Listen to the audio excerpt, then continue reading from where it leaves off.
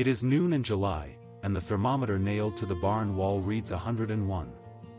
I'm out in the hayfield in a long-sleeved shirt buttoned to the wrist, dark trousers, suspenders, and a straw hat, pitching cut hay onto the wagon the way my father did, and his father before him. My nephew brought a friend from town to help, a strong young fellow, good arms on him, showed up in gym shorts and a tank top with the sun already high. By 10 o'clock that morning he was sitting in the shade of the wagon with his shirt off and his head between his knees, and I was still forking hay. He looked up at me, sweating under all that cloth, buttoned to the neck, and he said the thing every visitor says, "Aren't you dying in that?" My name is Jonas, and I am Amish, and I'm going to tell you why the man wearing more clothes in a 100-degree field is the one still standing at the end of the day. We've worked these fields in July for 200 years without a drop of air conditioning, and without whatever they sell at the gas station in those tall cold cans. Today I'm going to hand you the whole of it, how we dress, how we time the day, how we drink, and a farmer's drink you've never heard of that beats a $2 sports bottle for about 11 cents. Hold on to that drink, because I'm saving it for the end, and I want you to guess before I tell you. And let me say one honest thing right at the start, before we take a single step: heat is no joke. It can put a strong man on the ground. Everything I show you here is the old habit of staying ahead of it, but if you ever feel dizzy, sick to your stomach, or you stop sweating in the heat, you stop, you get to shade, you get water into you, and you get help. I'm a hay farmer, not a doctor. Now come out into the field with me. Start with the clothing, because it's the thing that makes no sense until it makes perfect sense. Your instinct in the heat is to take off. Bare arms, bare back, less cloth, more skin to the wind. And the town boy followed that instinct straight into the shade by mid-morning. Here's what bare skin actually does out there: the sun lands directly on you and cooks you, front and back, and your sweat runs right off and drips into the dirt before it can do the one job sweat has. Because sweat doesn't cool you by being wet. Sweat cools you by drying, by lifting off your skin into the air and carrying the heat with it. Sweat that drips off your elbow onto the ground cooled the ground, not you. You paid a pint of water for nothing. Now look at my sleeve. Loose natural cloth, cotton, linen, the plain weave, hangs off the arm and does two things at once. It stands between the sun and your skin, so the sun cooks the shirt instead of you, the same way a curtain takes the heat off a window. And it holds your sweat against you long enough to dry there, in that little pocket of air between the cloth and your arm, so every drop actually cools you before it goes. That's not an Amish secret. That's the secret of every man who ever crossed a desert. Look at a picture of the people who live where it's hottest on this earth. They're not in tank tops. They're covered head to foot in loose, flowing robes, because generations in the sun taught them the same thing my grandfather knew: covered beats bare. Now I'll be honest with you, the way I always am, it's the loose weave and the breathing cloth and the shade of it that do most of the work, more than the color. Light colors help, they throw back a little more of the sun than dark, and on the worst days I'll reach for the paler shirt. But a loose, light-colored shirt of tight modern plastic cloth will steam you like a dumpling. Natural fiber, room to breathe, hanging off the skin, that's the whole of it. Cover up to cool down. And on my head, the straw hat, the broad-brimmed one, not for show. That brim is a roof I carry with me. It puts my whole face in shade, and more than that, it shades the back of my neck, where the sun beats down hardest when you're bent over your work.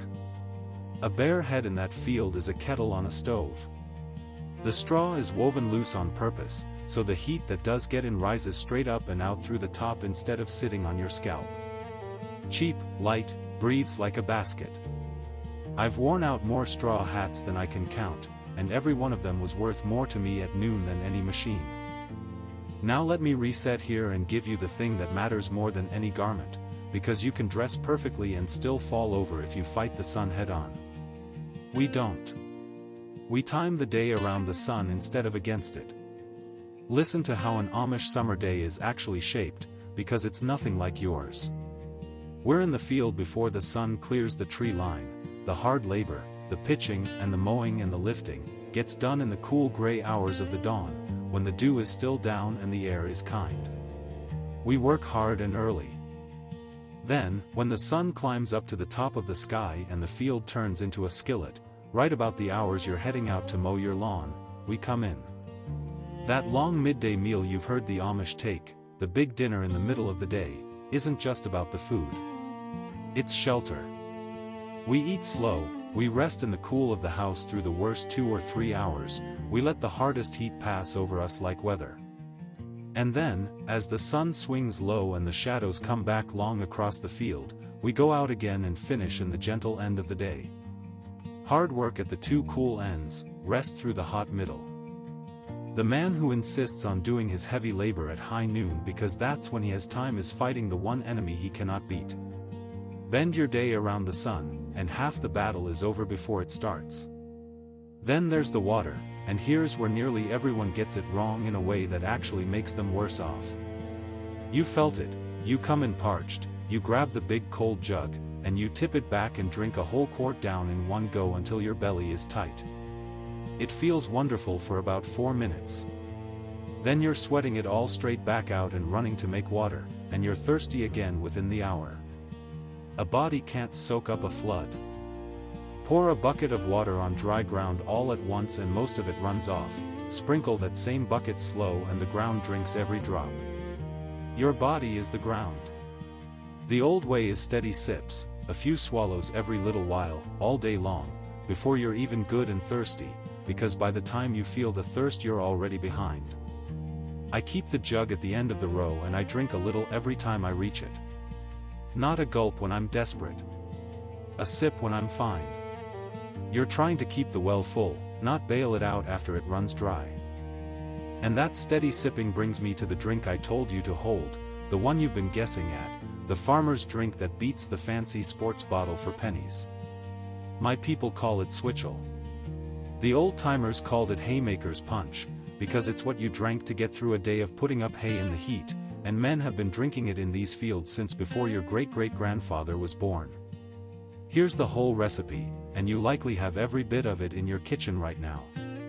Cool water, a half gallon, from the spring or the cold tap.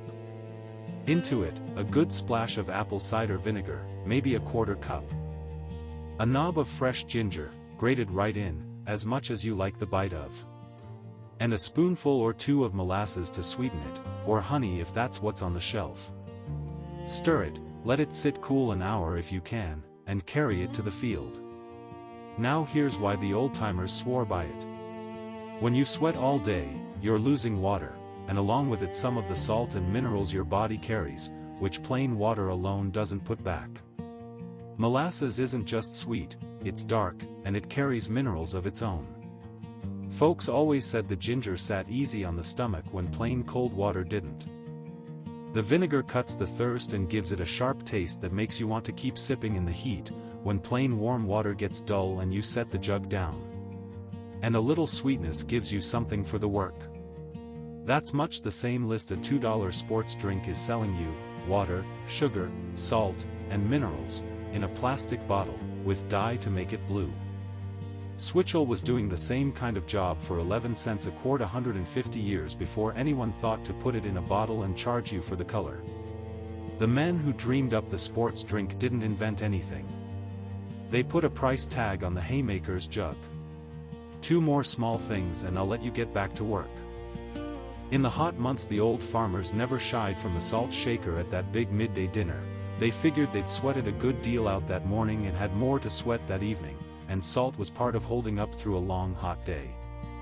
And when the heat gets its hand on you in the middle of the row, wet your wrists and the back of your neck with cool water from the jug.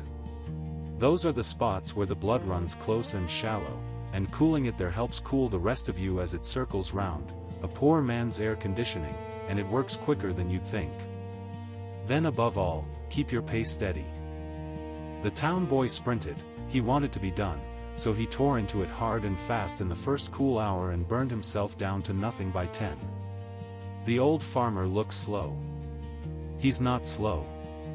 He's going the exact same speed at 6 in the evening that he was going at 6 in the morning, and he'll still be going tomorrow. Steady beats fast in the heat, every single time, because fast crashes and steady comes home. So that's the whole of it, and it costs you nothing but the sense to use it. Cover up in loose natural cloth and let your sweat do its work. Put a straw roof over your head and your neck. Do your heavy labor at the cool ends of the day and let the hot middle pass over you in the shade.